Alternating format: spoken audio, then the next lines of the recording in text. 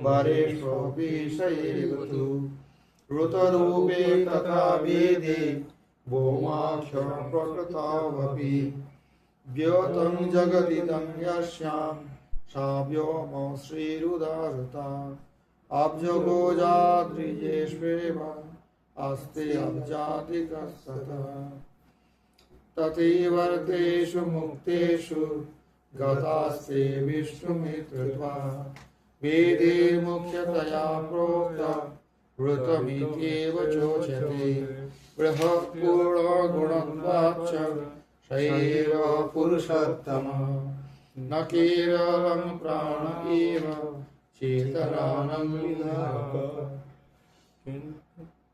किन्तु विष्णुं समाश्रित्य प्राणजीवान् विभक्तयम् अतो मुख्याश्रयो विष्णु चेतनानां स्वतन्त्रतः अग्निर्यतैको लोकेषु प्रविष्टन्यो न विद्यते पाकादिकर्ताथाप्यस्य देवस्य प्रतिरूपकः रूपं रूपं प्रतीयेते शन्त्यचेतनवन्यः एवं देवो वायुरपि धारकन्यो न विद्यते रूपं रूपं तथाप्यस्य प्रतिरूपकः अचेतना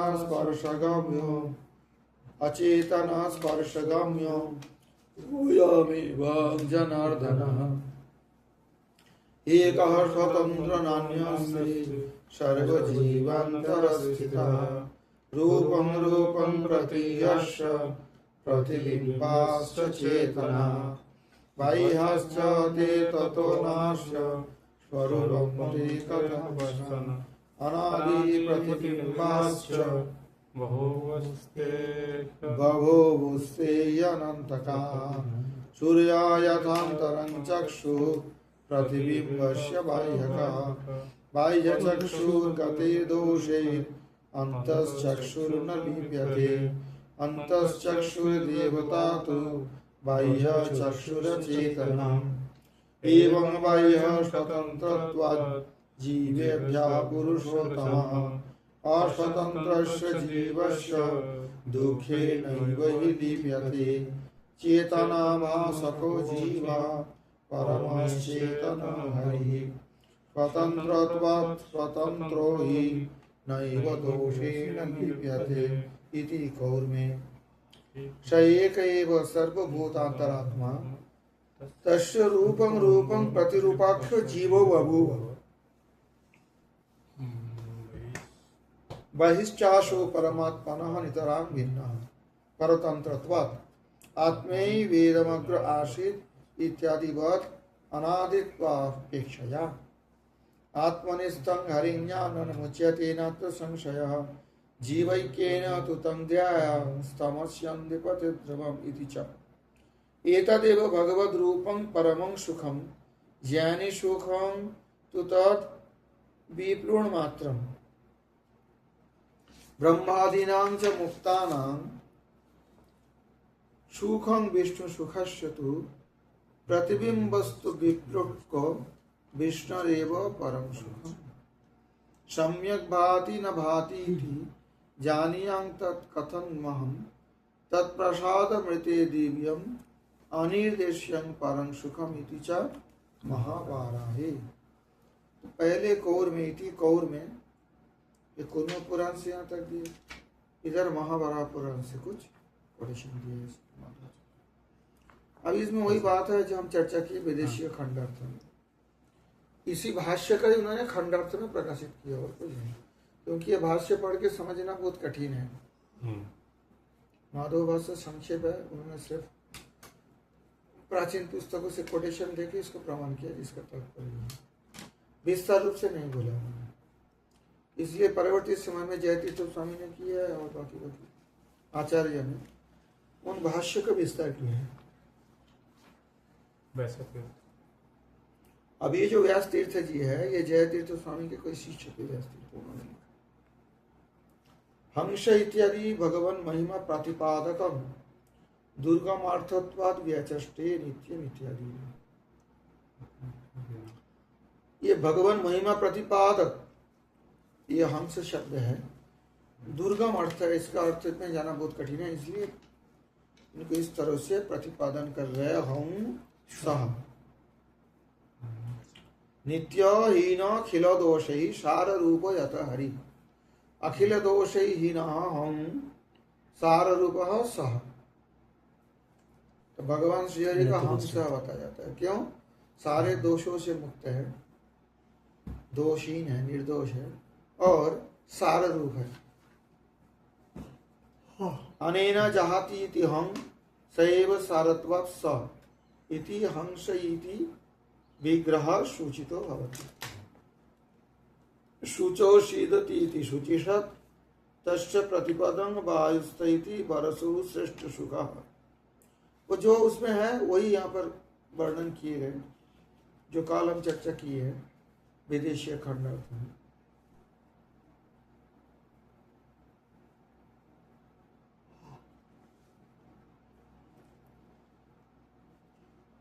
कामं कामं स्वेच्छानुसारेण स्वप्न पदार्थ निर्ममाण न प्राणेन इत्यत्रक्तं सर्वजीव नियंत्रित्वं बुद्ध्यारोहार्थं दृष्टान्तव्यमाह अग्निरीति। अग्नि और वायु दोनों दृष्टांत दिए।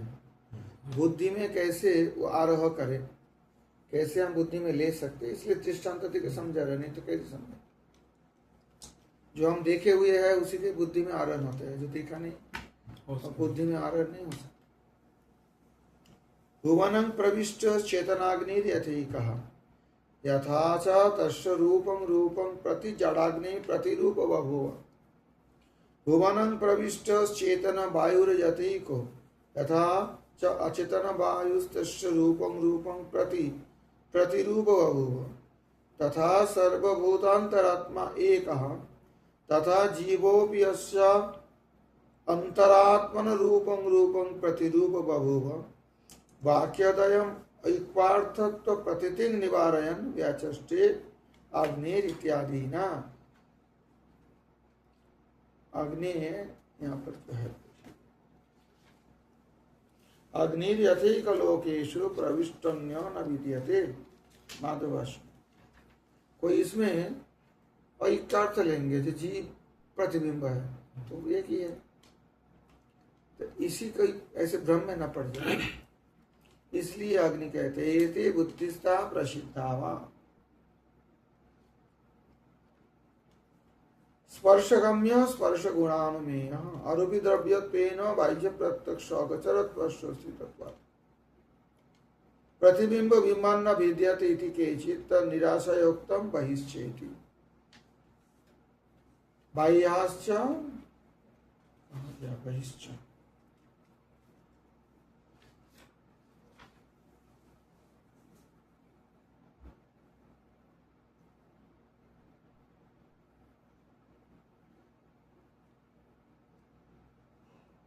बहिश्चासौ परमात्मनः नितरां विन्यः रूपं रूपं प्रतिरूपाख्य जीव बभूव।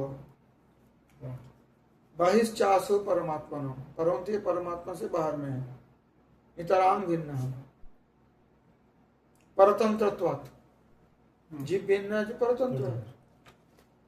आत्मैव वेदम अग्र आसीत् इत्यादि बात अनादित्वात् प्रत्यक्षः। सर्वप्रथम परमात्मा ही था, ये जो वेद वाक्य इसके मतलब जीव परमात्मा एक नहीं है, भेद है। और उनमें कहते हैं आत्मनिष्ठं हरिं जानन मुच्यते नात्र संशय। आत्मा में जो भगवान श्री हरि परमात्मा रूप में स्थित है उनको जानने पर जीव मुक्त हो जाते हैं। परंतु जीवैक्येन तुतं ध्यायं तमस्यंदे पते ध्रुवम्। और जो जीव ब्रह्म ऐक्य रूप से ध्यान करेंगे वो अंध तमो में पतित होंगे, नरक में जाएंगे। ठीक है।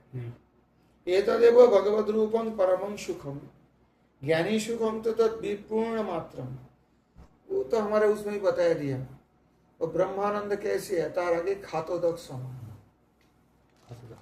समुद्र में भी जल है और गाय के पैर के खूर के उससे जो गड्ढा होता है उसमें भी जल है। तो जल तो धर्म में दोनों सुख रूप है, जड़ सुख नहीं, चिन्मय सुख है। परंतु ब्रह्म सुख अगर वो खातोदक हो, गाय के पैर के गड्ढे में जमी में जल हो, तो प्रेम सुख क्या होता है? समुद्र। वही बताएं, विप्रो मात्रम भगवत रूपम परमं सुखम ज्ञानी सुखम तो तत् विप्रो मात्रम, एक गिनती के बराबर। ये सब हमारे चैतन्य चेतन में है, लेकिन आप लोग इसको कहानी जैसा पढ़ते हो, तात्पर्य समझते। ब्रह्मादीनां च मुक्तानां सुखं विष्णु सुखस्य तु प्रतिबिंबस्तु विप्लुटको विष्णुरेव परम सुखम। इसका व्याख्यान देखो, अंत में होंगे।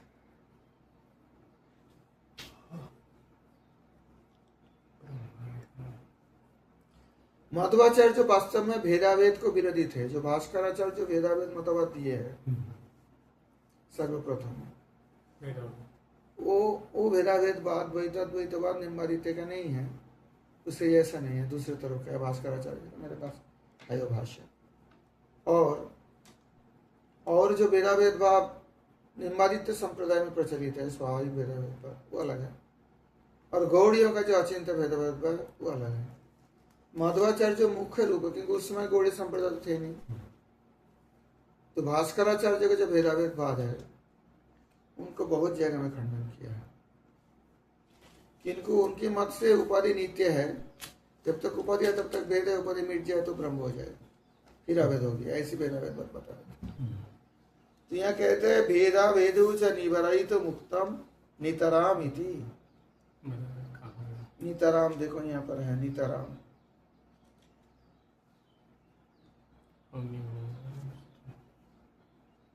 व्यासतीर्थ पढ़ाছেন তো? व्यासतीर्थ जीव परमात्मनो भिन्न नितराम भिन्न।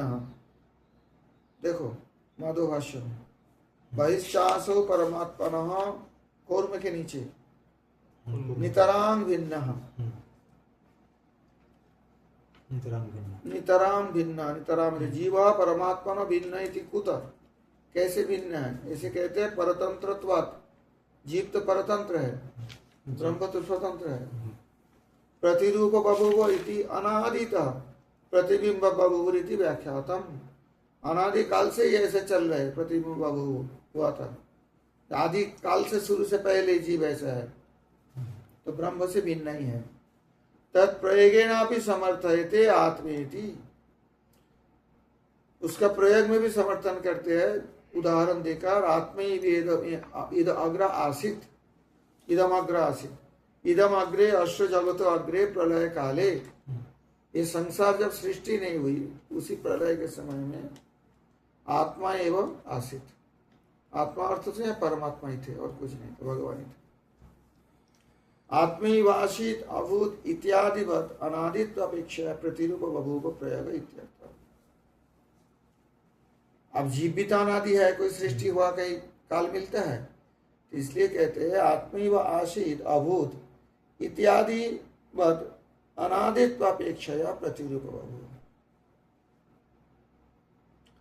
सर्वभूतांतरात्मैव प्रतिशरीरं प्रतिरूप बभूव इत्यर्थ। प्रति शरीर में प्रतिरूप किंग न सत इत्यत व्याख्यातम प्रमाणं बाधकम। अगर कोई बोल दिया सर्वभूतांतर आत्मैव, एक एक शरीर में उस ब्रह्म एक एक रूप धारण किया, ऐसा क्यों नहीं व्याख्या किया गया? कहते हैं आत्मनि हरिं जानन मुच्यते नात्र संशयम्। कूर्म पुराण में कहते हैं जो अपने आत्मनि, अर्थात ये सप्तमी विभक्ति है, अधिकरण सप्तमी, वहां पर भगवान है, हरि है, ये जो जानते हैं वो मुक्त हो जाते हैं। और जो अपने का हरि के साथ अभिन्न मानते हैं अद्वैतवादी, वो नरक में जाता है। ये प्रमाण देखिए। तदेतद इत्यादिना भगवान महिमानम आह एतदेवमिति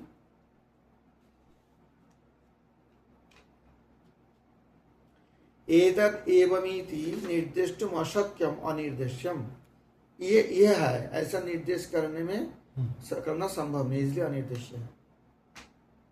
क्योंकि मैंने पहले ही बताया ना, जाति कैसे, किस लक्षण से लक्षित करोगे?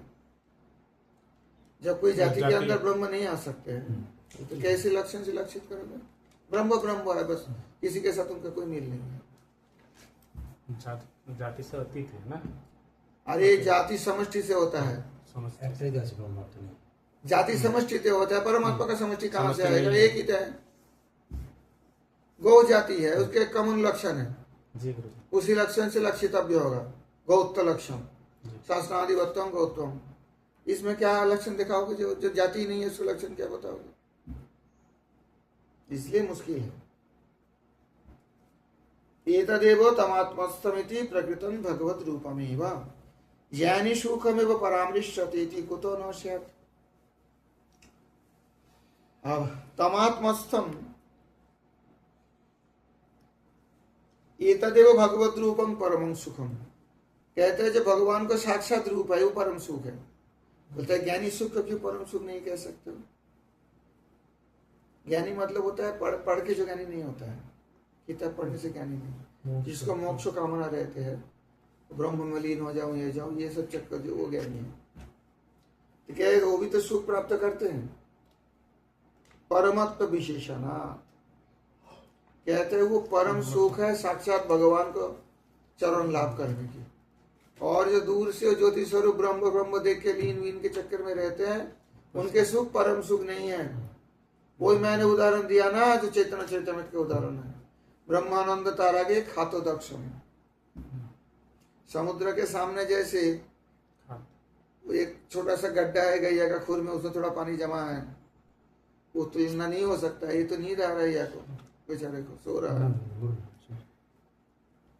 तस्या चैतस्यैव आनंदस्य अन्यानि भूतानि मात्राम उपजीवन्ति तमात्मस्थम, अर्थात इसमें कहते हैं इत्यादि ना जीव सुखे अजगात इति ज्ञानी इति। तस्य चैतस्यैव आनंदस्य अन्यानि भूतानि मात्रम उपजीवन्ति, वो एक एक मात्रा एक एक पॉइंट मिलता है किसी किसी का, उसी आनंद का। कुछ नहीं है इसके सामने, और कुछ नहीं है। कहने के तात्पर्य ये है जीव सुखे अजगात, तो जीव सुख में वो योग नहीं होता, इसलिए ज्ञानी थी। विष्णुदेव सुखम परमम, ज्ञानी सुखम सुख विप्लुटकम इति कुत, कहते विष्णु जो स्वरूप है साक्षात साकार भगवान, वो परम सुखमय है, और ज्ञानी सुख एकदम तुच्छ एक कण मात्र है। ये कैसे है? कहते ब्रह्मादीनाम च मुक्तानां सुखम विष्णु सुखस्तु, मधुवासु देखो, प्रतिबिंबस्तु विप्लुटकम विष्णुरेव परम सुख। कथम नु तद बीजानीयां केनोपायन बीजानीयाम इति अन्यथा प्रतीति निवारण व्यचस्ति सम्यक इति सम्यक भाति न भाति इति जानीयां तत् कथम महम तद अनिर्देशं परमं सुखम तत् प्रसादमृते सम्यक भाति न भाति वा इत्यस्य निश्चयं कथम नोहं बीजानीयां न केनापि इत्यर्थः। वो जो अनिर्देश्य परम सुख है, उनके कृपा बिना सम्यक रूप से प्रकाशित होता नहीं होता, कोई उनके सम्यक रूप से नहीं जान सकता।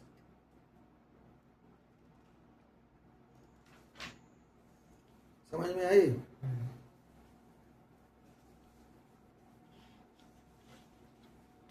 इसको समझ आए पूरे सारे मंत्रों को? बताओ।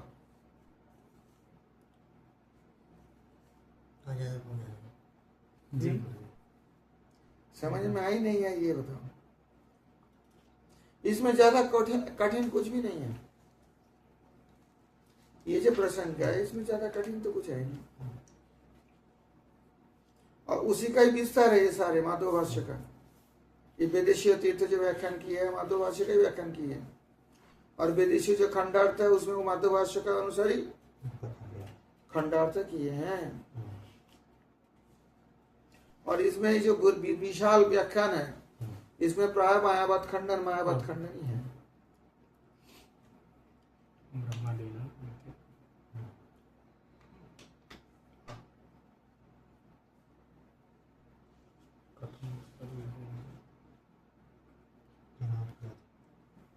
यहाँ पे बहुत बात है, अगर जानना चाहते हो तो देखो ये विदेशी तीर्थ का यहाँ देखो 350 में आ जाओ। यहाँ पर थोड़ा संक्षेप किया है। 350 का दूसरे उसमें आओ परा में। नानु चेतना नाम भगवत प्रतिबिंब प्रेमायावत खंडन है सब। अगर चेतना भगवान की प्रतिबिंब है, जीव भगवान की प्रतिबिंब है, तो फिर इसमें कैसे कहते हैं ये चेतना भाष का जीव है परमस चेतना हरि।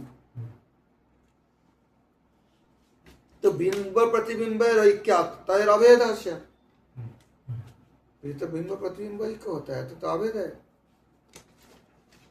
इसी सूर्य का ही तो बिंब प्रतिबिंब। इति आशंका परिहाराय श्रुतौ बहिश्च बहिश्चासौ परमात्मन। और फिर बात आती है जब परमात्मा विभू सर्वव्यापी है, उसके बाहर क्या रह सकते हैं? जीव चेतना भी तो उनके अंदर ही होंगे। ये पूर्व पक्ष है। आप कहोगे तो जीव चेतना परमात्मा से बाहर में है, फिर तो बाहर में कैसे हो सकता है? जो विभू है, जो सर्वव्यापी है, अनंत है, उसके बाहर तो कुछ नहीं हो सकता है। नहीं हो सकता है। तो जीव चेतना भी उनके अंतर्भुक्त होंगे। अब इसमें कहते ननु चेतना भगवत बाह्या इति अयुक्तम। ये तो अयुक्त है, युक्तिपूर्ण नहीं है। भगवतो विभूत्वेन चेतनानां तद अनधिष्ठित प्रदेश वृत्ति तद असंभवात्। भगवान अगर विभू हो तो चेतन उनके सारे संसार तो व्याप्त करके भगवान ही है। उनके बाहर चेतना तो बाहर तो कुछ हो ही नहीं सकता। जीव कैसे बाहर हो गया? जी बाह्य इत्युक्तं विवृणति नाश्येति। नाश्य कहाँ गया? नाश्य ये क्या मातृभाषा में देखो।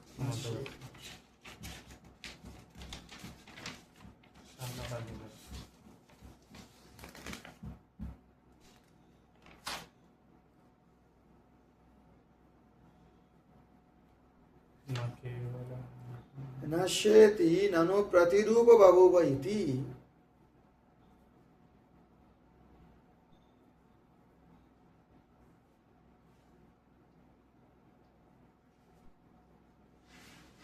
प्रतिरूप बभूव इति लीट प्रयोगात् प्रतिबिंबत्वस्य कदाचित् कत्वमुच्यते इति प्रतीयते। अब इसमें भी एक बभूव लीट लकार का प्रयोग हुआ। लीट लकार कहाँ प्रयोग होता है? कहाँ प्रयोग होता है? भूतकाल। भूतकाल में। तो उसके मतलब किसी समय जीव हुआ था प्रतिबिंब रूप से। ये भी एक चक्कर पड़ गया। लीटला का प्रयोग के मतलब पहले नहीं था लेकिन हुआ बाद में। पहले हुआ था उसका मतलब उससे पहले तो नहीं था। बभूव जो प्रयोग किया है, जीव बना था। अभी कहते हैं प्रतिरूप बभूव इति लीट प्रयोगात् प्रतिबिंबत्वस्य कदाचित् कत्वमुच्यते इति प्रतीयते। तो कभी कभी प्रतिबिंब होता है, ऐसा लगता है। नित्य काल के लिए तो नहीं है। कदाचित् कत्व। विचित्रानंत जीवानंत कथम विचित्रैक भगवत प्रतिबिंबत्वम इत्यतः अनादिति। आप भगवत प्रतिबिंब मान लो जीव को, तो सर एक ही तरफ होना चाहिए था। जीव का अलग अलग क्यों है सब? सूर्य का प्रतिबिंब अगर हो सीधा अर्थ से ही ले लो तो सूर्य जैसे ऐसे दिखेंगे, सब एक ही होगा। इस वस्तु का अगर प्रतिबिंब हो तो क्या अलग होगा क्या? तो ये अनंत प्रकार के जीव है, ये कहां से आएंगे?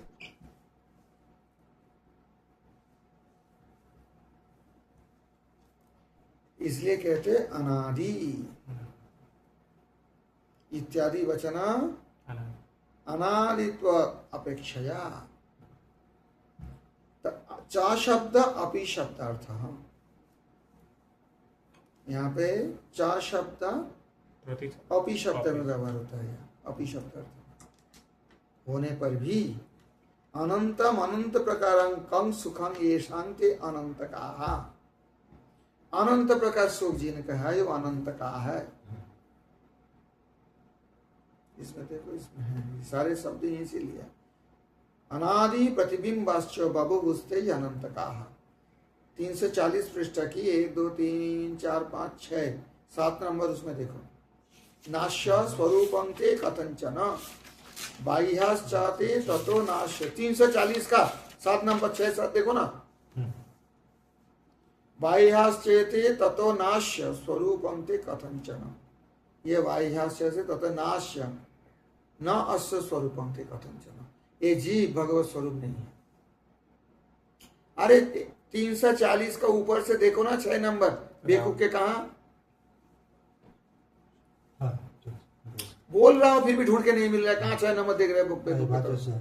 नंबरটা দেওয়া নেই না এখানে 6 भाई नंबर नहीं मैं बता रहा हूँ स्टैंजा लाइन, बाह्याश्च चौथे ततो नाश्यो स्वरूपं ते कथंचन अनादि प्रतिबिंबाश्च बभूवुस्ते अनंतकाः। इसका ये व्याख्यान कर रहे हैं।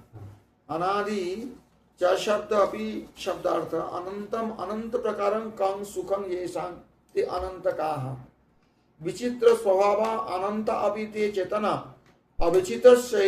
अविचित्रस्य एकस्यैव भगवत अनादि अनंत प्रतिबिंब बभूव इत्येतच्छुत्रादि प्रसिद्धमिति ही शब्दार्थः। ही अनंतकः ये श्रुति आदि में प्रसिद्ध है। सूर्यकांतगतो सूर्य प्रतिबिंबश्च अग्निजनकत्वेपि जलगतश्च तद्भाव दर्शनात् बिंबैक्येपि प्रतिबिंब भेदस्तत् अवैचित्रेपि तद्वैचित्रम् उपपन्नम् इति भावः।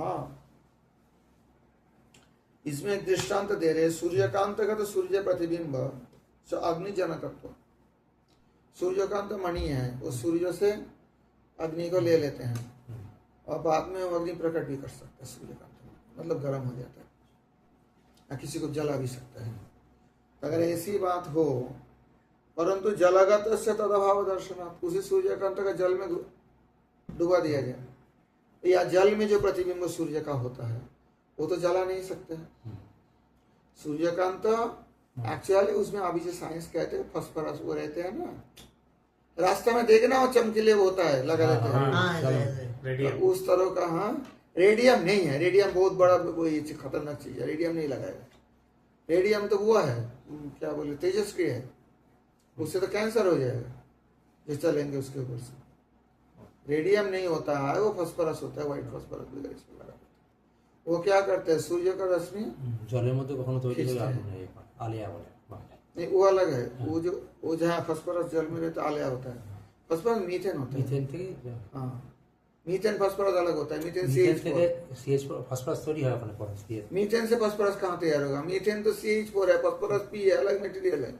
पढ़े लिखे लड़का हो ऐसे ফসফরাস তৈরি হয় কোন মাছ ওখানে কি मीथेन से फॉस्फोरस नहीं মিথেন থেকে तैयार হয় না होगा। কিছু বড় থাকে ওখানে মিথেন থাকে। फॉस्फोरस उसमें रहते हैं, कोई गैस बनता है फॉस्फेट वगैरह, वो जलता है वायु संस्पर्श में आता है, आलिया बोले वो तो अलग बात है।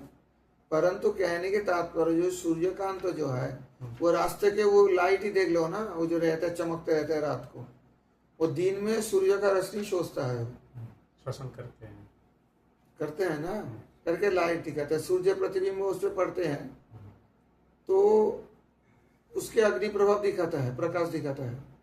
तो जल में भी तो प्रतिबिंब पड़ते हैं, प्रकाश दिखाता है जल से बाद में रात को। फिर एक ही सूर्य यह सूर्यकांत मणि में प्रतिबिंबित होता है तो उसमें तेज धर्म दिखाते हैं, विशेष परंतु वही सूर्य प्रतिबिंब, बात समझो, जब जल में प्रतिबिंबित होता है वहां तो कोई तेज नहीं दिखाता, जल दिखाता है। इसलिए कहते हैं बिंबई के भी प्रतिबिंब भेदोस तद वैचित्रेपि तद वैचित्र भुवनम। बिंब एक होने पर भी, सूर्य एक होने पर भी उनके प्रतिबिंब भेद होता है। नहीं तो सूर्यकांत मणि या जल दोनों ही तो एक बिंब से ही तो प्रतिबिंब हो रहा है। फिर ये अग्निधर्म प्रकाश कर रहा है, वो नहीं प्रकाश कर रहे तेज धर्म जल, क्यों? इसलिए प्रतिबिंब भेद होता है। इसलिए तब अवैचित्रे भी, यद्यपि बिंब में वैचित्र नहीं है लेकिन प्रतिबिंब में वैचित्र होता है, तद वैचित्र उपपन्नमिति भाव। अगर बोलो कि परमात्मा के प्रतिबिंब जीव है, जैसे बताया गया अनादिकाल से है, पृथक है, तो वैचित्र कैसे हो गया? एक ही होना चाहिए। ये दृष्टांत है। सूर्यकांत वाणी सूर्य यथा इति मंत्रस्य,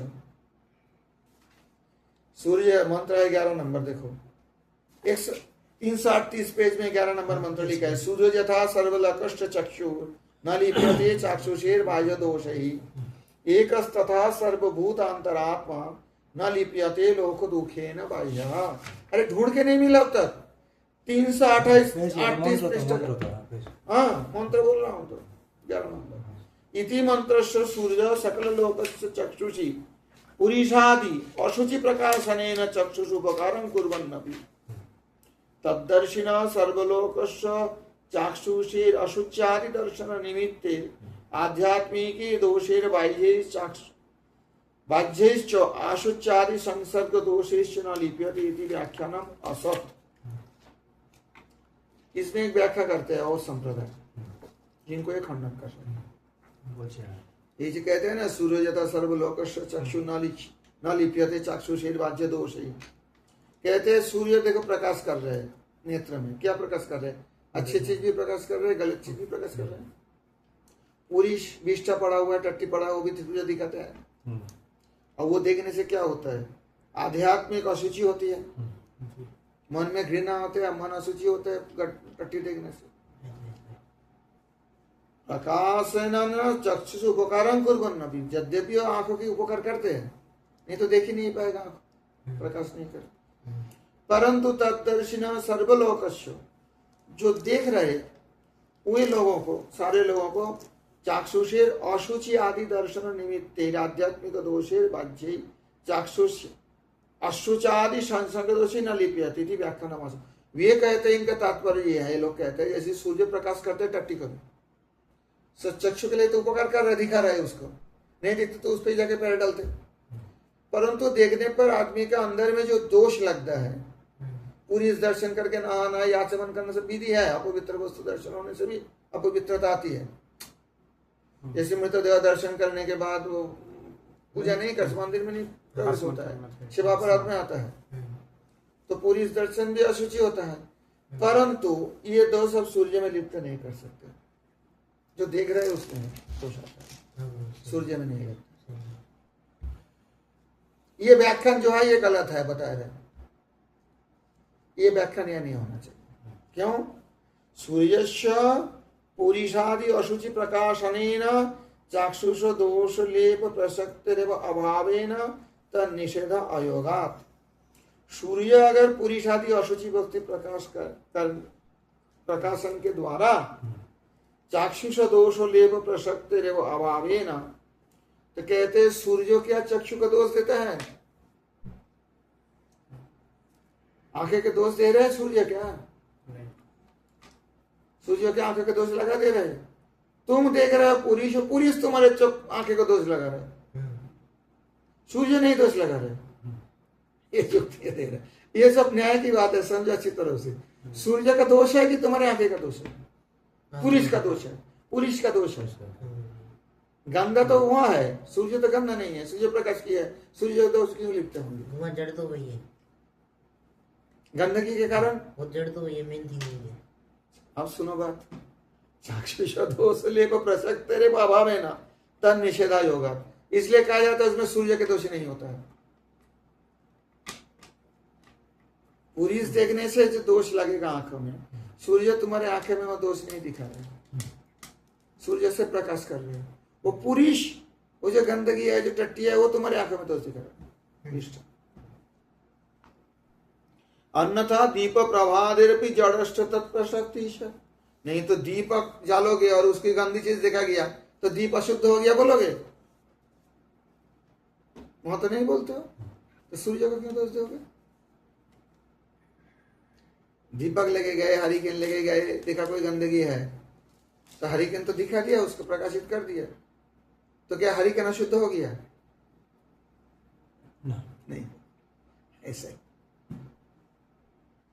तो जो उस तरह व्याख्यान करते हैं वो अशुद्ध व्याख्यान है कि सूर्य का दोष नहीं लगता, हमारे आंखों में दोष लगता है। सूर्य का दोष इसलिए नहीं लगता कि वो प्रकाशन करते हैं, लेकिन वो आंखों में दोष नहीं देता है।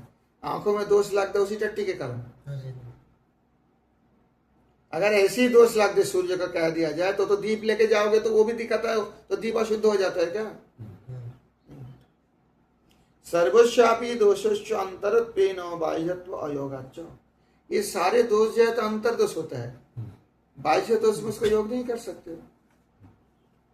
अपने अंदर में गंदगी एक दोष पैदा करता है, जरूर गंदगी देखने से मन खराब होता है, अच्छा नहीं लगता है, वो तो बात है, लेकिन वो तो बाह्य वस्तु नहीं, अंदर वस्तु है, तो बाह्य वस्तु को उसके जड़ित नहीं कर सकते। उसके लिए सूर्य या दीप ये दोषी नहीं हो सकता है। हाँ, वो गंदगी जरूर दोषी है, उसके कारण मेरा मन खराब हो रहा है, सूर्य के कारण मन खराब हो रहा है, दीपक के कारण मन खराब हो रहा है।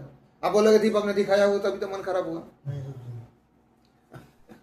गलत बात नहीं है। हाँ, ये तो गलत बात है। गलत है ना। अच्छा, हाँ মায়াবাদীরা বলছে ওর সূর্যের প্রতি দোষ है। हाँ, ये और भाष्य में मिलेगा, और भाष्य में मायावादी लोग उल्लेख नहीं है क्या, कौन बोलता है? যে ওরা বলছে जो व्याख्यान ऐसे करते हैं इसी मंत्र का, वो असत व्याख्यान है, ये बोल रहा है।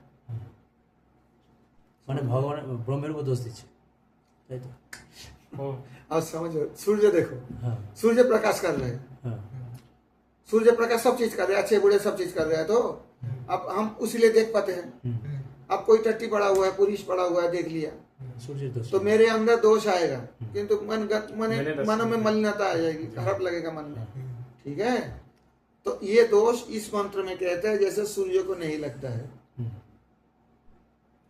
ये सूर्य को क्यों नहीं लगता है, इसको व्याख्यान जो करते हैं वो कहते हैं कि जी ये जो अशुचि दोष होता है, ये तो हमारा मन में अशुचि संसर्ग होता है, सूर्य में संसर्ग नहीं होता है, इसलिए सूर्य का दोष नहीं लगता है।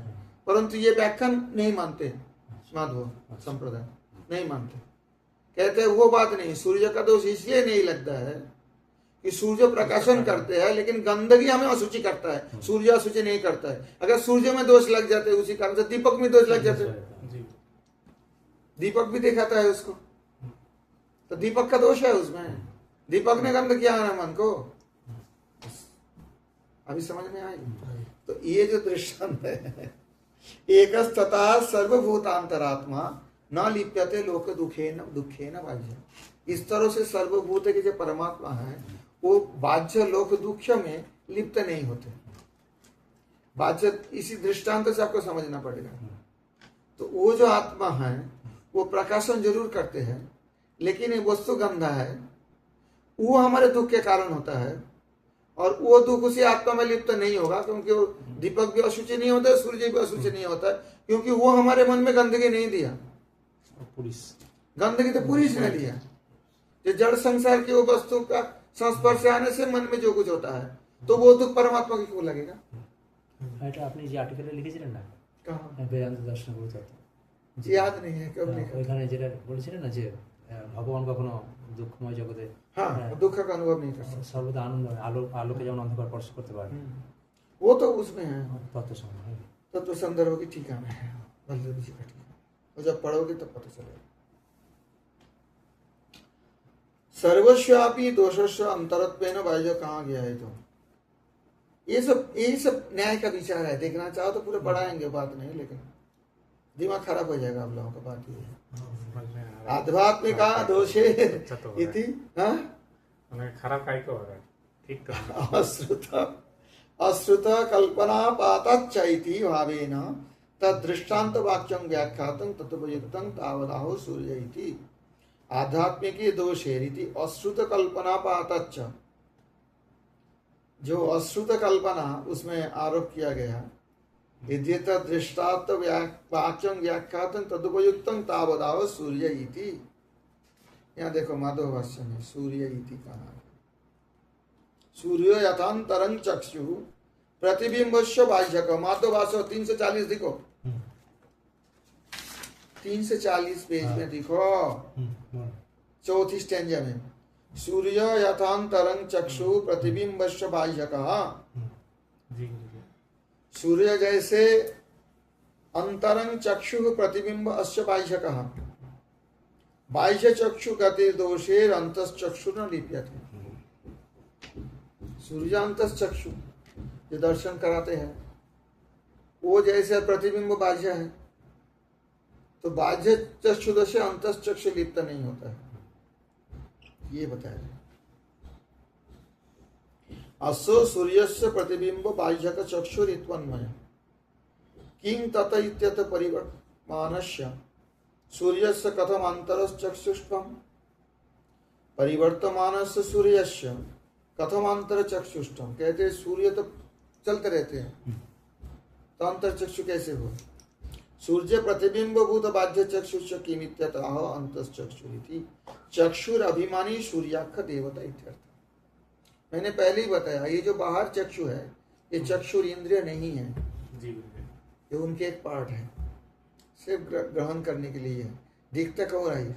कहीं और दिखता है, वो चक्षुर इंद्रिय है जहाँ दिखता है। वो नष्ट हो जाए तो ये चक्षु रहते भी देख नहीं पाएंगे। समझ नहीं आ रही बात? और नाभ कनेक्शन भी कट जाए तो आंखें तो पक्का है, ठीक है सब, लेकिन देख नहीं पाएंगे। तो अंतश्चक्षु बाह्य चक्षु दोनों मिलकर चक्षु इंद्रिय होता है। মরে যাওয়ার সময় পরেও গুরু মহারাজ চোখ দান করে না নাকি? और तो कोई घंटा तक ठीक रहता है, तो চোখ ঠিক থাকে তো দেখতে পাচ্ছে না, তো সেটাই देख नहीं पाए। सभी तरह रहते हैं, कर्ण भी ठीक रहते हैं, दिल भी ठीक रहते हैं, थोड़ा बंद तो हो जाता है लेकिन है तो वस्तु है। किडनी भी कोई तो कुछ समय तक ठीक रहते हैं, सब अंग तो रहते हैं, लेकिन चलेगा नहीं। फिर कौन चला गया है पता नहीं चलता है सभी, लेकिन चलेगा नहीं। फिर प्राण भाई उसको दूसरे आदमी में लगा दिया चलते हैं। मर जाने के बाद जब उसी चक्षुर इंद्रिय का वो दूसरे रेटिना को लेते हैं, दूसरे को आंखें में लगा देंगे जिनके रेटिना की प्रॉब्लम है, वो देखने लगेंगे, देखने लगते हैं ना। उसी अंग को लेके दूसरे में प्रत्यारोपण कर देते हैं, वो काम करता है वहां जाके। क्योंकि ये प्राण चला गया तो मतलब वो आत्मा चला गया सूक्ष्म शरीर, फिर ये चलेगा नहीं। और वो अंग दूसरे में लगा रहे तो चल रहे, अभी तो हो रही है ट्रांसप्लांटेशन। इसलिए कहते हैं चक्षुर अभिमानी सूर्याख देवता एकस्तथा इति दार्शांतिक वाक्यम एको वशी सर्वभूतांतरात्मा मंत्र में 12 नंबर 338 में एको वशी सर्वभूतांतरात्मा एकगम रूपं बहुधा यह करोति। इसमें कहते हैं दार्ष्टान्तिक वाक्य व्याचष्टे एकम न कहाँ गया, एकस्तथेति दार्ष्टान्तिक वाक्यं व्याचष्टे एवं। यहाँ पे माधव भाष्य में एवं कहते हैं, देखो एवं है यहाँ पे, एवं बाह्य 340 में उसी एक का यहाँ व्याख्यान कर रहे हैं माधवाचार्य अपने भाष्य में। एवं बाह्य स्वतंत्रत्वा जीवेभ्यो पुरुषोत्तम।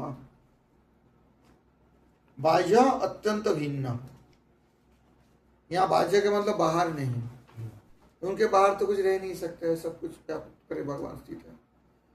बाह्य का मतलब होता है अत्यंत भिन्न। कारण क्या? स्वतंत्रत्वादिति, परमात्मा स्वतंत्र है। भूतांतरात्मत्वत्वा लब्धमेतत् जीवेषु व्यभिचार शंका परिहाराय स्वतंत्रस्य इति जीव विशेषणम।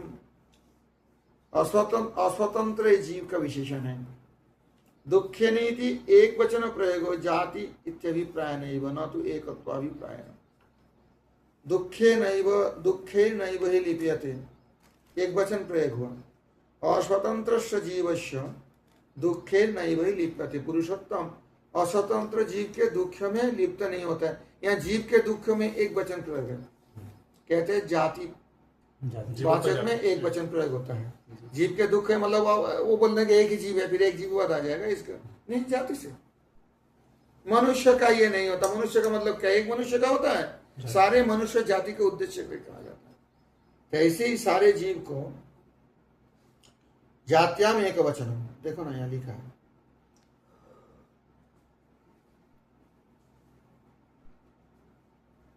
जाति अभिप्राय नहीं हुआ, दुखे नहीं थी एक वचन प्रयोग हो, जाति अभिप्राय नहीं हुआ, न तो एकत्वाभिप्राय नहीं, तो वही वचन प्रयोग।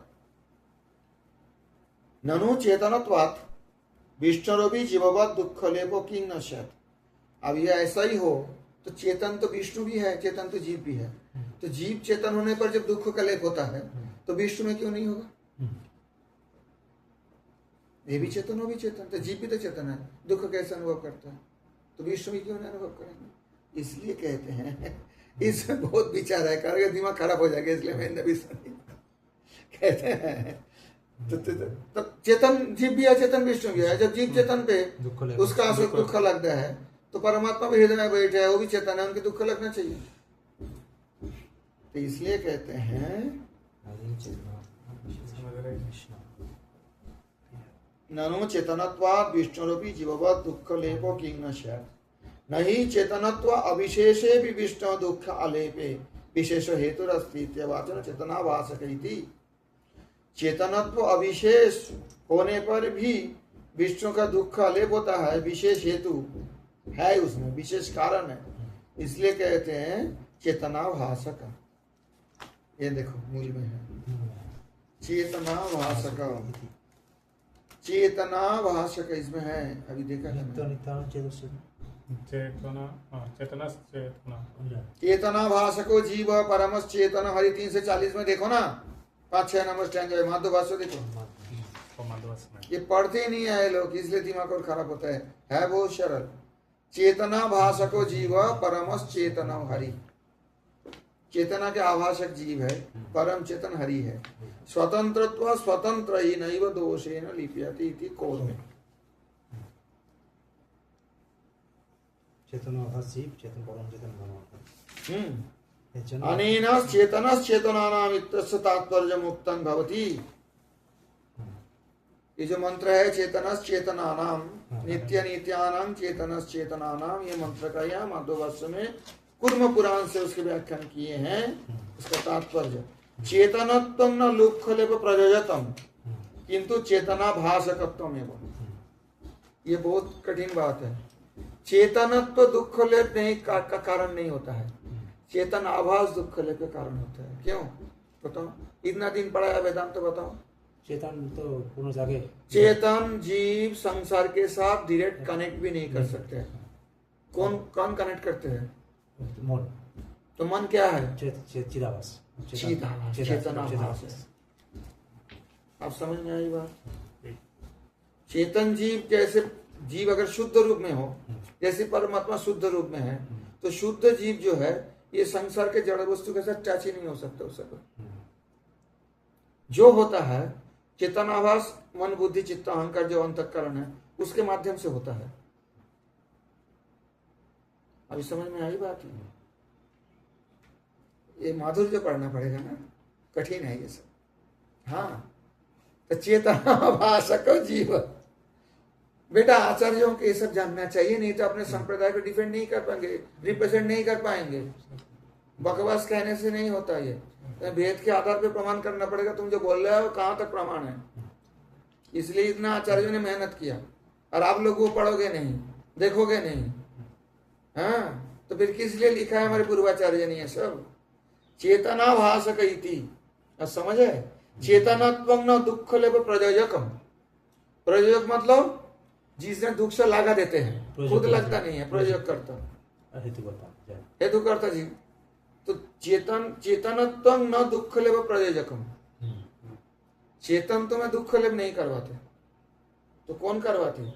चेतना, किंतु चेतना भाषकत्व। जब जीव चेतनाभास मन बुद्धि चित्त अहंकार रूप जो अंतःकरण के द्वारा आवृत है, तब वो दुख को उनको स्पर्श करेगा। तो परमात्मा में तो है ही नहीं, क्यों स्पर्श करेगा? अच्छा लग रहा है व्याख्यान। हरिस्तु परम चेतन इति न दुःख लेप इति भाव। भगवान श्री तो परम चेतन है, उनके चेतनाभास मन चित्त बुद्धि अहंकार ये जो जड़ है, सूक्ष्म जड़ है, चेतन के संस्पर्श में आने से ये चेतन जैसे काम करते हैं, इसलिए चेतनाभास या चिदाभास कहते हैं।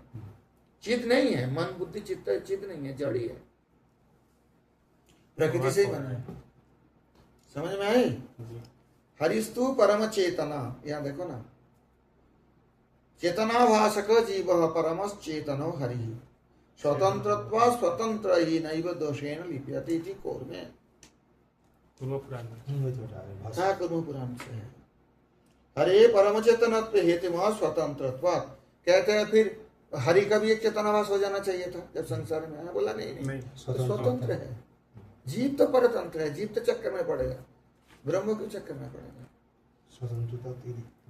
परम चेतनत्व भी दोष लेबो किंग न सत इत्यतः स्वतंत्र ही स्वतंत्र ही इति स्वतंत्र ही स्वतंत्रत्वात् स्वतंत्र ही, दो बार स्वतंत्र शब्द प्रयोग किया। नैव दोषेण लिप्यते स्वतंत्र स्वतंत्र ही, स्वतंत्रत्वात् स्वतंत्र ही এটা তো परम चेतन स्वतंत्र एव स्वतंत्र नैव दोष लेप अन्यथा स्वातंत्र भंगादिति भाव। नहीं तो स्वतंत्र ही नहीं रहेंगे तो भंग हो गया। দোষ कोई दोष अगर लगा दिया तभी स्वतंत्र क्या है। এই পুরোটাই গুরু মহারাজ উনি কুর্ম পুরাণ থেকে লিখেছেন তাই তো? यहाँ तक कर्म पुराण में है, उसके आगे देखो दूसरे पुराण यहाँ लिखा है ना হ্যাঁ, যাই হোক महाभारत से। উনি শুধু কোটেশনটা দিয়েছেন মাতাচার্য, हाँ ये दोषना लिपत यहाँ तक कोटेशन है। তারপরটা নিজে লিখেছেন। हाँ उसके बाद उनके अपने लेख है। उसके बाद फिर जो श्लोक है आत्मनिष्ठं हरिं जानन ये कुर्म पुराण से इति च। ইতিশ্চর কুর্ম পুরাণ, হ্যাঁ। उसके बाद जो है ये है महाभारत से। महाभारत। महाभारत আর নিজের লেখা এটুকু আছে। बस इतना ही है। माधव ज्यादा व्याख्यान नहीं किया ना, इसलिए तो परवर्ती समय व्याख्यान की आवश्यकता पड़ी। इसका कारण है कि दुखे प्रकृते पि दोषेण इति वदता श्रुतौ दुःख पदम अज्ञानादि उपलक्षणम इत्युक्तं भवति। दुःख प्रकृते पि दोषेण इति वदता श्रुतौ, दुःख वास्तव में दोष है, परंतु श्रुति में क्या कहते हैं, दुःख पदम अज्ञानादि उपलक्षणम इति उक्तं भवति। दुःख पद जो है इसे अज्ञान की उपलक्षण है।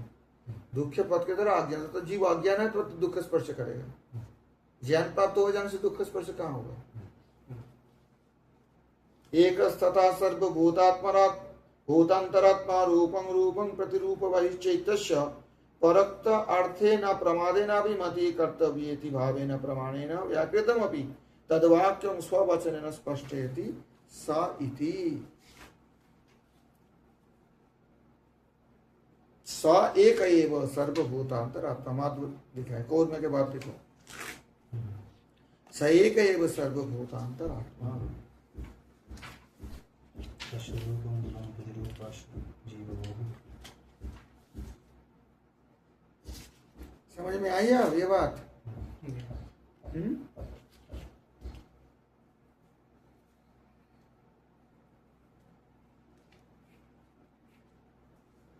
आप कहाँ समझ नहीं पाया बताओ, उसके व्याख्यान करेंगे। যে মন্ত্রগুলো এগুলো তো কোনো শুধু অর্থ, যেটা বিদেশি খণ্ডার্থ ভগবানের যে গুণগুলো দেওয়া আছে। हाँ अर्थ वो माधव अनुकूल, ये व्याख्यान के अनुकूल अर्थ। হটা কি স কি কাকে বলে, हाँ हाँ এগুলো মনে রাখতে হবে। हाँ। और ये है इसमें, ये भी विदेशी का ही है जो मैं बोल रहा था, लेकिन ये इनका भाष्य है।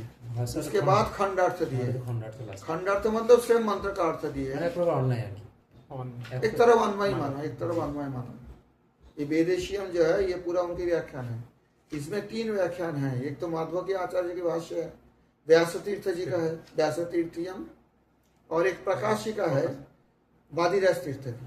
लेकिन वादिराज तीर्थ के बारे में हमारे परम गुरुदेव जी के एक मंतव्य है, इसलिए मैं वादिराज तीर्थ के है बहुत बड़े विद्वान, माधव संप्रदाय में उनको तो एक बहुत बड़ा ये माना जाता है।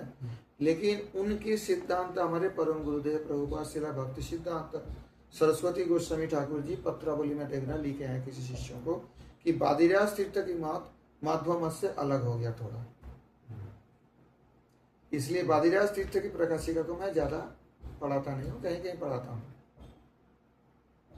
क्योंकि उनके समय मत कुछ वादिराज तीर्थ और व्यास तीर्थ एक समय के थे। हमारे जो पूर्वाचार्य व्यास तीर्थ, ये व्यास तीर्थ नहीं, ये व्यास तीर्थ और पहले की है। जय तीर्थ स्वामी के शिष्य व्यास तीर्थ, ये जट टीका यहाँ मिल रहा है आपको। और वादिराज तीर्थ थे माधवेंद्रपुरी के गुरु लक्ष्मीपति तीर्थ, उनके गुरु व्यास तीर्थ उनके समसामयिक थे।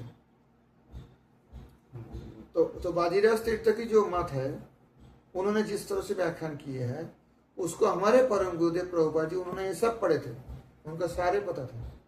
चारों संप्रदाय के सारे वेदांतों के एकदम डिटेल्स उन्होंने पत्रावली में लिखे हैं। मैं देखा हूँ कि वादिराज तीर्थ के मत को माधव मत माना नहीं जा सकता।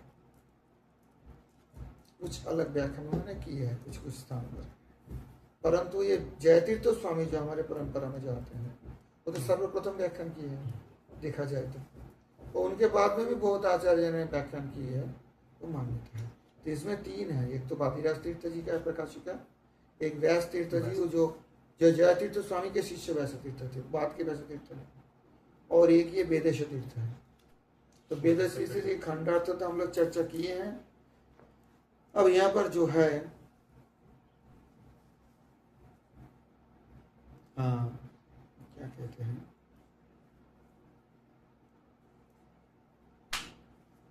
जानीमो न जानीमो, ये जो अंत में जो बता व्याख्यान किया ना माधव भाष्य के अंत में, सम्यक भाति न भाति इति जानीयां तत्कथं अहं तत्प्रसादमिते दिव्यम अनिर्देश्यं परम सुखमिति च महाभारते। इसका तो उन्होंने व्याख्यान किए हैं।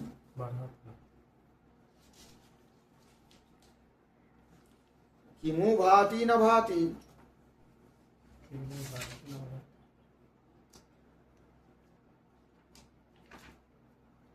उससे आगे ही चलो और आगे से ही शुरू करो पहले से। अस्तु वा तदुत्तरीत्या एतादित्यस्य विधेयत्वम् तमात्मस्थं येनु पश्यन्ति, तमात्मस्थं येनु पश्यन्ति,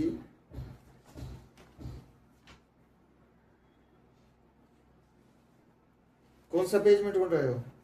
अभी जो भाष्य वस्तुवाद तो मैं बताता हूँ, पेज नंबर है 352, दूसरा पैराग्राफ में देखो। तमात्मस्थं येन पश्यन्ति धीरास्तेषां सुखं शाश्वतं नेतरेषां, ये पहले पढ़ाया मैंने उपनिषद का मंत्र। इत्यस्य तमात्मस्थं स्वशरीर हृदयाकाशे बुद्धौ चैतन्यकारेण अभिव्यक्तमिति व्याख्यानम असत इति भावेन प्रमाणेन जो व्याचष्टे। देखो ये जो व्याख्या होता है ये असत व्याख्या है। अच्छा, जो कहते हैं तमात्मस्थं येनु पश्यन्ति धीरा, ये धीरः तम आत्मस्थं अनुपश्यति। आत्मस्थं मतलब वो कहते हैं अपने हृदयाकाश में, शरीर के अंदर जो हृदयाकाश है, स्पेस है, उसमें बुद्ध में चैतन्यकारेण अभिव्यक्तम आत्मनि पश्यन्तम इति व्याख्याम असत। आत्मनिस्थाम इति, देखो माधवाचार्य बोले आत्मनिस्थं हरिं ज्ञानम कुर्म पुराण से मुच्यते नात्र संशय परक्त एवार्थ किं न स्यादित्यतः जीवैक्येन इति।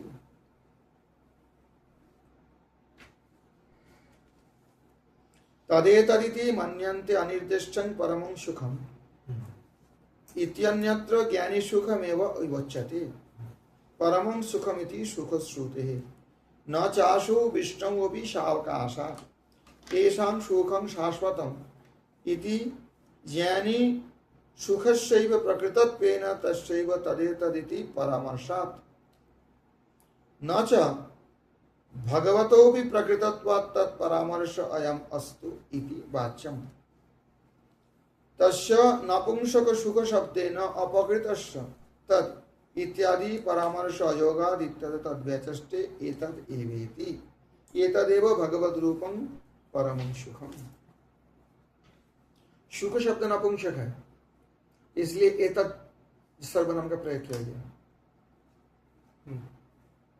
एतत् नपुंसक है ना, सर्वनाम एतद्, यह एतदेव भगवत रूपं परमं सुखम्। एवकारेण ज्ञानी सुख व्यावच्छेदः। मैंने वही बात बोला जो ब्रह्मानंद तारा के खातोदक समान, उसी का यहाँ न्याय के द्वारा और युक्ति के द्वारा पूर्व पक्ष उत्तर पक्ष करके स्थापन कर रहे हैं।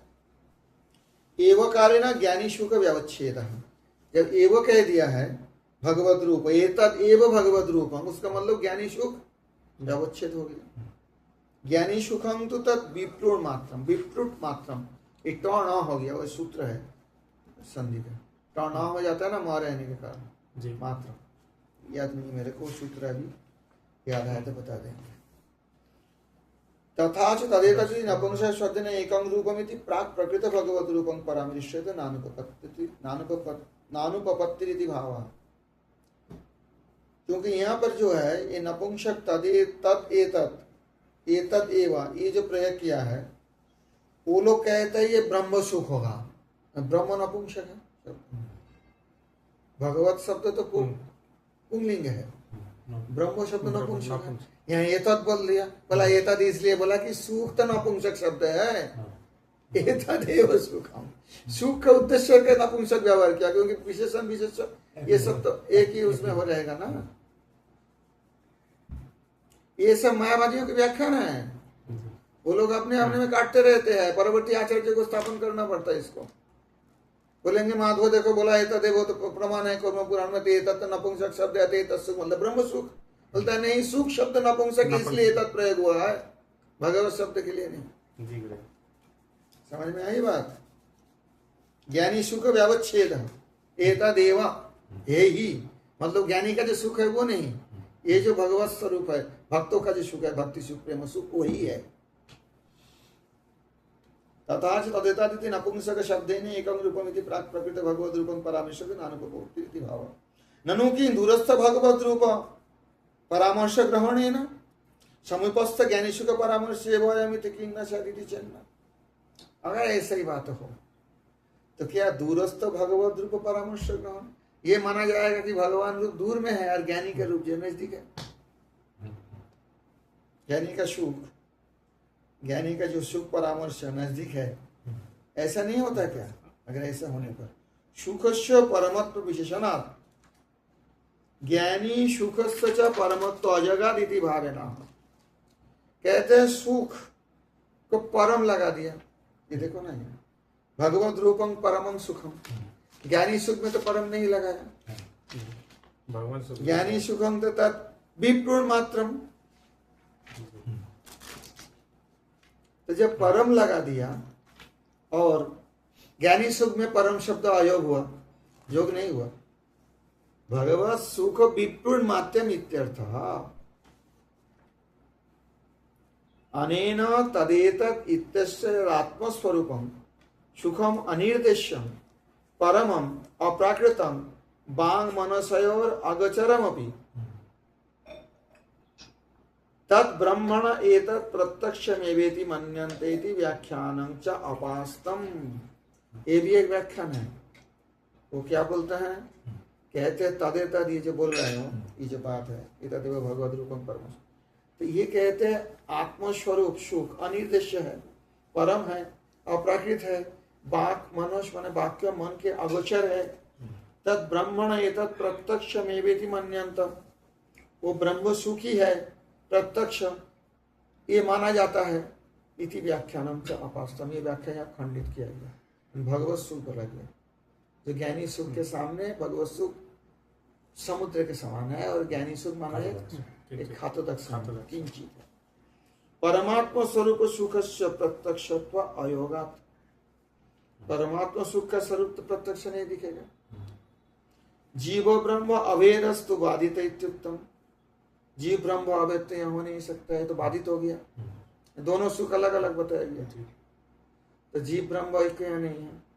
फिर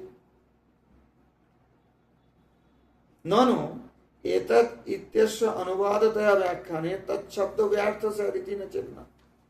जब फिर तत्शब्द एतत् बोल दिया तो तद व्यर्थ हो गया। तद वस्तु एतत् वस्तु, एतत् वस्तु कौन है? आत्मा। तद वस्तु कौन है?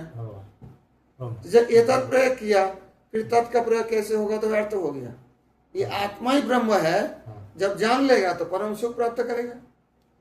ये व्याख्या है उन लोगों का, पूर्व पक्ष का। মানে এটার বই তো যেটা লিখেছে না তার জন্য বলছি।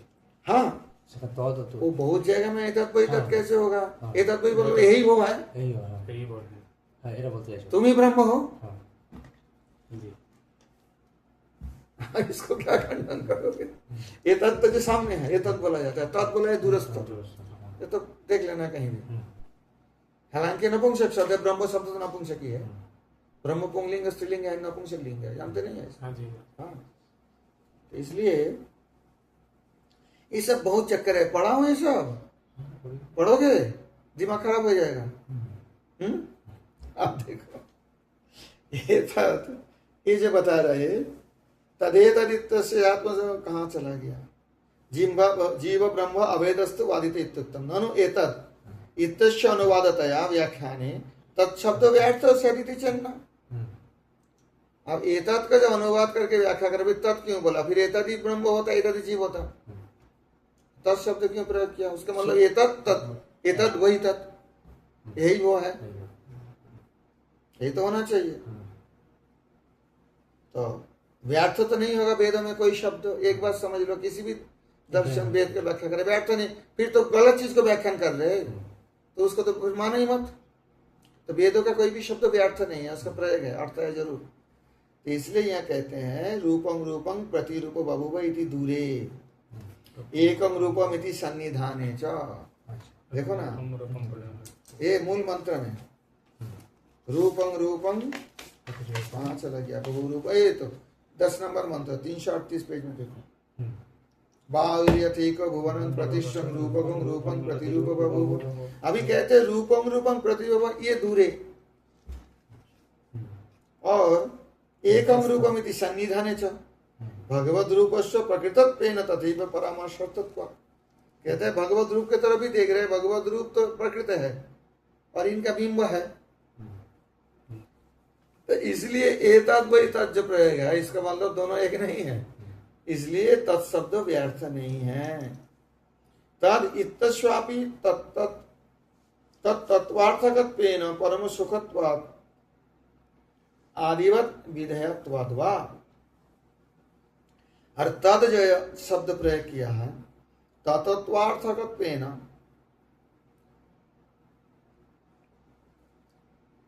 तन विस्तारे, तन विस्तारे ना, तो तन विस्तारे जो है, तो तत्त्वार्थकत्वेन जो विस्तार होता है तो दूर तक भी तो वही है, तत् वही तत् परम सुखत्वादिवत विधेयत्वाद् वा। वही परम सुखत्वादिवत जैसे वैसे विधान करना चाहिए। न चैवं वाक्य भेद प्रसंग, या वाक्य भेद प्रसंग तो नहीं होते, एक ही वाक्य में आता है।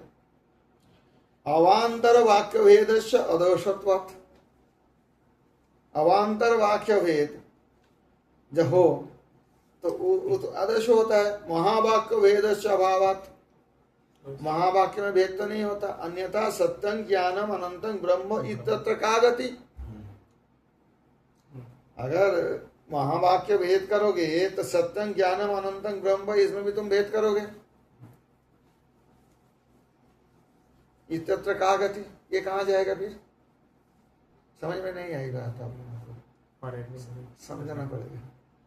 अब ये तत् कोई तत् बोल रहे हैं ना, ये वो है, तो बोलते तत्शब्द तो व्यर्थ हो गया। ये तद ही वो जब वो है, हाँ, तो फिर दो तो नहीं है, यही वो है, जीव ही ब्रह्म है मान लो, फिर तो सामने जो है जीव उसको देखो, वही ब्रह्म है। तद वस्तु का प्रयोग, शब्द प्रयोग करने तो बेकार हो गया। अगर ये मानो कि ये वो है तो अलग बात है। अभी इसमें कहते हैं व्याख्यान करके, तो पूरा ये जो मूल मंत्र है वेदों का, रूपं रूपं, कहते हैं ये दूरे है। एकं रूपं इति सन्निधाने च, यहाँ एकं रूपं देखो ना, ये जो है एकं एक तथा सर्वभूतात्मा भूतांतरात्मा रूपं रूपं प्रतिरूप बहिश्च एको वशी सर्वभूतांतरात्मा एकं रूपं बहुधा या करोति। ये जो एक रूपं इति सन्निधाने च एकं रूपं बहुधा या करोति, 12 नंबर मंत्र में रूपं रूपं प्रतिरूप बभूव इति दूरे और एकं रूपम इति सन्निधाने च। तो उसका मतलब क्या देखा जाता है, अगर भगवान का सन्निधान में भी बताया गया, दूर में भी बताया गया, तत् वही तत्, जो यहाँ है वही भगवान वहां है। तो इसका मतलब ये जीव वो भगवान है, ये तो नहीं कहा जा रहा है। समझ में आई अब ये बात? अच्छा, तत् इत्तत्सापि तत्त्वार्थ तत्त्वार्थकत्वेन तत्त्वार्थकत्वेन परम सुखत्वादिवत विधेयत्वाद् वा। ये तद है वो तत्त्वार्थक, तत्त्व मतलब विस्तार अर्थ में। जब सर्वत्र ब्रह्म है तो यहाँ भी है वहां भी है, समझ में आई? परम सुखत्वादिवत विधेयत्वाद् न च एवं वाक्य भेद प्रसंग। अगर ऐसे ही बोलोगे तो सत्यम ज्ञानम अनंतं ब्रह्म, ये वाक्य में क्या होता है, ब्रह्म कुछ अलग है ऐसे दिखता है ना, दूर कहीं है सत्यम ज्ञानम अनंतं ब्रह्म, तो ये तो ब्रह्म ऐसे तो नहीं बोला गया। क्या बोला गया, सत्य ज्ञान अनंत स्वरूप ब्रह्म है। तो जब अनंत ब्रह्म है तो ब्रह्म यहाँ भी है वहां भी है, अनंत सर्वत्र है। अनंत के बाहर तो कुछ नहीं रह सकते, इन्फिनिट के बाहर तो कुछ नहीं रह सकते, असीम के बाहर उससे तो कुछ छाटा भी नहीं जा सकता कि इतना अनंत है ये बाहर में कुछ है, ऐसे तो होगा नहीं। तो फिर उससे क्या गति करोगे? इसलिए तत्शब्द प्रयोग यथार्थ है, व्यर्थ नहीं है। और दूरे एक अर्थ में है, रूपम रूपम प्रति हुआ हुआ। और ये जो है दूसरा मंत्र में एकम रूपम बहुधाया करोति, वो सन्निधान में है, जो मूल भगवत रूप है, प्रकृत रूप है। সব অনন্তের মধ্যে আছে। हाँ। इसलिए निकट और दूर इसमें तो दोनों ही शब्द प्रयोग हो।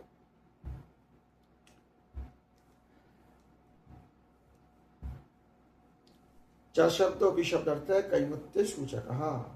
विष्णु शुकर्ष विप्रुटकम, विकृतकम। एक तो बिंदी जैसे বিষ্ণু সুখস্য विप्लुटकम इति शेषः। ब्रह्मादीनां विष्णु सुखैक देश सुखवत्वे तत् अभेद शारीरता प्रतिबिंब। तो कहते हैं तो ठीक है, थोड़ा सा तो मिल रहा है ब्रह्मादि को विष्णु सुख का एकदेश, एकदेश तो मिल रहा है। तो एकदेश हो तो समुद्र का थोड़ा सा जल लिया, वो तो उतना ही नमकीन होगा जिस समुद्र का पूरा जल है। ये पूर्व पक्ष है। বিষ্ণু সুখস্য तो उसमें फिर अभेद है, ये सुख उसमें अभेदत्व है। अरे विष्णु सुख और ब्रह्म सुख, ब्रह्मा आदि जो ज्ञानी है আচ্ছা তাদের যে वो जो सुख प्राप्त करते हैं वो विप्लुट को कहते हो, परंतु एक देशत है विष्णु सुख का। तो समुद्र का थोड़ा सा जल लिया और पूरा समुद्र का तो बहुत जल है, तो दोनों में अभेद तो माना जाएगा, क्योंकि ये जैसे नमकीन है वो भी ऐसे ही नमकीन होगा। इसलिए कहते हैं प्रतिबिंब इति। देखो ये अभी नहीं आ रहा है इसका प्रतिबिंब इति। यहाँ देखो ना, यहाँ कहाँ गया? সেটা মন্ত্রে তো মন্ত্রে। ये सूर्य यथांतरं चक्षु प्रतिबिंबस्य बाहकः। হ্যাঁ এই ইয়েতে ভাষ্যতে আছে। रूपम रूपम प्रतीयश्च प्रतिबिंबाश्च चेतनः। ये भाष्य में देखो, दूसरे जो श्लोक है कुर्म पुराण का जाके 340 पेज में, 4 নম্বর শ্রেণী তাই? 340 के दूसरे नंबर पे देखो ना, प्रतिबिंबाश्च चेतनः। হ্যাঁ নির্ভরণ প্রতিবিম্ব প্রতিবিম্বাস্য চেতনা। प्रतिबिंबाश्च चेतनः। तो इसलिए कहते हैं प्रतिबिंबाश्च चेतनः। किमु भाति न भाति वा इत्येतत् प्रश्नवाक्यं कृत्वा तत्तरमिदं भाति न भाति च इति व्याचक्ष्यते तदसत्। ये कोई व्याख्यान करते हैं किमु भाति न भाति वा, तमेव भान्तं अनुभाति सर्वं तस्य भासा सर्वमिदं विभाति। और माधववास्य में जो ये महाभारत से दिए है किमु भाति न भाति वा, कहाँ किया वो? सॉरी, मूल मंत्र में देखो 14 नंबर में, कथम नो तद बीजानियां किमु भाति न भाति वा। ये सब तो मायावादियों का अस्त्र है ना। दिखते है कि नहीं दिखते, कि अनिर्देश ब्रह्म है, उसको तो ब्रह्म मतलब कुछ नहीं, प्रकाशित होता नहीं होता, शून्य है, ये है वो है, ये कहते हैं। तद तत्रतरं भाति न भाति चैति व्याचक्षते तदसत्। कहते प्रकाशित भी नहीं प्रकाशित भी, ऐसी व्याख्यान जो है तो असत व्याख्यान है। उत्तर वाक्य अश्रुतस्यैव कल्प्यत्यात्। उत्तर वाक्य जो है उसके आगे वाले वाक्य है न तत्र सूर्य भाति न चंद्र तारकम। तो ये जो है उत्तर वाक्य कहाँ चला गया? अश्रुतस्यैव कल्प्यत्वात् न च किमु शब्द परित्यागेन तदेव उत्तरमिति वाच्यम्। किमु भाति न भाति न, ये किमु भाति शब्द परित्यागेन तदेव उत्तरम इति वाच्यम। ऐसा तो होता नहीं किमु शब्द के बाद देके उसको उत्तर कर दोगे भाति न भाति वा। किमु ये जो शब्द आया है इसमें प्रश्नस्य एव अयोगाच्च भाति न भाति थी परिहारस्य व्याहतत्वाच्च। प्रकाशित होता नहीं होता, अनिर्देश है, कुछ नहीं है, निर्विकार है, ये तो बिल्कुल व्याहत हो गया, ऐसा तो नहीं होगा। किमु कहीं मुत्तक ने ऐसे किमु, क्या वो प्रकाशित होता है व नहीं होता है? तो ये जो प्रश्न आया यहाँ किमु प्रश्न में है, ननु एतदपि अयुक्तम। मन्यन्ते इति भानस्यैव उक्तत्वेन प्रश्नत्वय अनुपपत्तिरिति आहो सम्यक भाति इति। यह मन्यन्ते है ना, तदेतदिति मन्यन्ते। ये समझ में नहीं आया आप लोगों का, मैं समझ के व्याख्यान करना पड़ेगा। मन्यन्ते इति भानस्यैव उक्तत्वेन, मन्यन्ते मतलब वो लोग सोचते हैं। कौन सोचते हैं? ऋषि लोग सोचते हैं, जो देखते हैं वो सोचते हैं। तो कहने की यहाँ बोल कौन रहा है? ये साक्षात यमराज बोल रहे हैं। नचिकेता पूछ रहे हैं कि मु भाति ना भाति वा कथम नु तद बीजानिया, ये नचिकेता का प्रश्न है। और ये तदेतदिति मन्यन्ते अनिर्देश्यं परमं सुखम, ये यमराज के वचन है। ठीक है। अभी किमु भाति इति प्रश्ने न भाति वा इति परिहार इत्यश्रयण्यं मन्यन्ते इति भानस्यैव उक्तत्वेन प्रश्नोत्तर अनुपपत्तिरित्यतः सम्यक भाति इति। यहाँ पर ये सम्यक भाति न भाति इति जानियाम माधव भाष्य में, तुम लास्ट में देखो 341 341 सम्यक भाति न भाति इति 341 देवनागरी अक्षर में है। 341 पहचानता नहीं है, ये मुश्किल ये है, संख्या नहीं जानता। सम्यक भाति न भाति इति जानियाम तत् कथम्यहम्। यहाँ पर इसलिए मध्वाचार्य जी इस प्रकार की उस खंडन करने के लिए श्रुति श्रुत्वानुसारात् अत्रापि किमु शब्द योज्य, सम्यक मतलब साकर लेना संपूर्ण रूप से। किमु सम्यक भाति इति प्रश्ने न भाति इति उत्तरमिति योज्यम। क्या सम्यक रूप से कोई जान सकते है? समग्र रूप से जान सकते हैं? उसके उत्तर में यमराज कहते हैं ना भाति, समग्र रूप से भगवान को कोई नहीं जान सकता। अपने अधिकार अनुसार, अपने स्वरूप अनुसार, अपने संबंध अनुसार भगवान को जान पाएंगे। उनका तो अनंत है, उनका कोई नहीं जान सकता।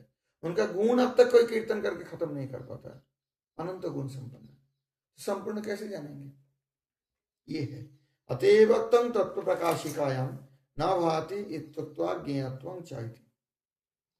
ये जो तत्व प्रकाशिका जी इससे पहले जो है बादीराज तीर्थ की व्याख्या नहीं पर है, कहते हैं न भाति इत्युक्त्वा अज्ञेयत्वं च इति शब्द श्रुति अनुसाराद वा शब्दार्थ वा। यहाँ इति वेद अनुसार वा शब्द के अर्थ में भी वा होता है, विकल्प में ना, होता नहीं भी होता, अथवा नहीं होता। तो अव्ययानाम अनेक अर्थत्वात्, यह अव्यय शब्द है। अव्यय शब्द का अनेक अर्थ में प्रयोग होता है, एक एक अव्यय। तद ज्ञानी सुखम कथन केन प्रकार बीजानियामिति व्याख्यानमसत्। तो अगर ये कोई व्याख्या करके ज्ञानी सुख को कैसे जानेंगे, ये व्याख्या भी गलत है। यमस्य ज्ञानितया तत्सुखस्य प्रत्यक्षत्वेन तद ज्ञान प्रार्थना अयोगा। यम तो ज्ञानी है, वो तो जानते हैं ज्ञानी सुख क्या है, तो उसके लिए प्रार्थना क्यों करेंगे यमराज? तो क्यों बोलेंगे कि नहीं जानता हूं, मैं जानता है नहीं जानता, तो कुछ जानते हैं। तो जो ज्ञानी है उनके लिए ज्ञानी सुख प्रत्यक्ष है, जो ज्ञानी नहीं है उसके लिए परोक्ष है। ज्ञानी बोलेंगे ऐसा सुख है तो वो समझेंगे। तो यमराज तो ज्ञानी है। तत्शब्देन अव्यवहित परम सुख भगवद रूप परामर्शोपपत्तौ व्यवहित ज्ञानी सुख ग्रहण अयगच्च। ये जो तत्शब्द है तदेतदिति मन्यन्ते, ये जो तत्शब्द में भगवद रूप परामर्श है, सीधा परा भगवद रूप के बात बता रहा है। तो उसमें व्यवहित तो ज्ञानी सुख ग्रहण आ जाएगा, ज्ञानी का तो वो सुख नहीं मिलता। ननु तत्शब्देन भगवद रूप परामर्शे भी कथं बीजानियामिति नत्मोपपद्यते। अब तत्शब्द से भगवत रूप ही बोलो तो फिर उसमें कथम बीजानियम, ये तो नहीं हो सकता है, क्योंकि जम तो भगवत ज्ञान भी है उनके पास। फिर वो प्रश्न तो यहाँ नहीं आ सकता। ये पूर्व पक्ष हो रहा है, बहुत कठिन है ये, मतलब दिमाग चक्कर लगाने वाले। कठिन तो नहीं उतना, अन्यथा तो उपदेश असंभव। अगर यमराज भगवत ज्ञान नहीं हो तो भगवत ज्ञान की उपदेश नहीं कर सकता। जिनके ज्ञान नहीं का उपदेश करेंगे? तो यमराज जी को तो भगवत ज्ञान है। जब भगवत ज्ञान है वो कथम बीजानियाम, कथम नु तत् बीजानियाम किमु भाति न भाति वा, ये प्रश्न जो कर रहे ये तो नचिकेता किए हैं। यमराज ये प्रश्न नहीं किए, वो तो जानते हैं। न च कथं साकल्य न जानियाम इत्यर्थः, और ये भी नहीं बताया कि साकल्य में समग्र रूप से कैसे जानूंगा, ये भी नहीं। अयोग्य प्रार्थना प्रसंगात, जब संपूर्ण रूप से कोई जान ही नहीं सकते तो ऐसी प्रार्थना कोई करेंगे नहीं कि संपूर्ण रूप से कैसे जानूंगा। अयोग्य प्रार्थना तो नहीं होगा इसमें। जानियामिति इसलिए कहते हैं, माधव भाष्य में देखो, जानियाम तत् कथम हम, कथम इति आक्षेपे न कथम अपि, नु कथम मतलब आक्षेप करते हैं, मैं नहीं जानता। मन्यन्ते इति ज्ञानत्व तत्र भगवत प्रसाद एव मुख्य हेतु नान्यति यम स्वानुभवेन समर्थयति अनेन इति न असंगतिरिति भावः। ये मन्यंत, ये जो तदेतदिति मन्यन्ते यहाँ भी है, और यहाँ ये जो मनवंत शब्द में क्या होता है, मनंत मतलब जो सोचते हैं, मन में सोचते हैं। इति ज्ञानोक्त तत्र भगवत प्रसाद एवं मुख्य हेतु न अन्य। मनंत अनिर्देशम, जो सोचते हैं कैसे भगवान को जानूं, उनके लिए भगवान अनिर्देश है, अर्थात ज्ञानी। और जो देखेंगे साक्षात भगवान की सेवा करेंगे, उनके लिए अनिर्देश है बस।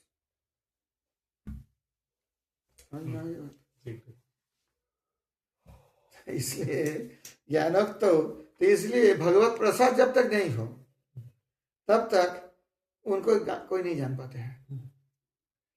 और यमराज क्यों बोल रहा है ये बात, स्व अनुभवेन समर्थयति अनेन इति। यमराज अपने अनुभव से बोल रहा है, मैं जानता हूं भगवान को, उनके कृपा बिना कोई नहीं जान सकता। न असंगति, इसमें कोई असंगति नहीं है। तत्शब्दार्थ अनिर्देश्य परमं सुखमिति, ये जो तत्शब्दार्थ है, कथम नु तत् बीजानियम, ये जो तत् मतलब ये अनिर्देश परम सुख को कैसे जानेंगे। ये तत् मतलब तद वस्तु भगवान को नहीं कह रहे, जो अनिर्देश्य परम सुखम, अनिर्देशम परम सुखम दिव्यमिति तल्लब्धार्थ उक्ति ही। समझ में आई अब ये द्वितीय बल्ली हो गया, अर्थ समझ गया 15 मंत्रों का। अब मायावादी आए तर्क करने के लिए, उसका परास्त कर पाओगे? करते होगे? करना पड़ेगा। अब तृतीय बल्ली चालू करो, आज ये कल करें। भागवत करो, अभी छुट्टी कर लो। कितना समय का हुआ बेटा? 1.5 घंटे, 3-6 दिन बाकी है। 1.5 घंटे। हरि ओम सहना भवतु सहनो भुनक्तु सह वीर्यं करवावहै तेजस्विनावधीतमस्तु मा विद्विषावहै। ओम शांति शांति शांति।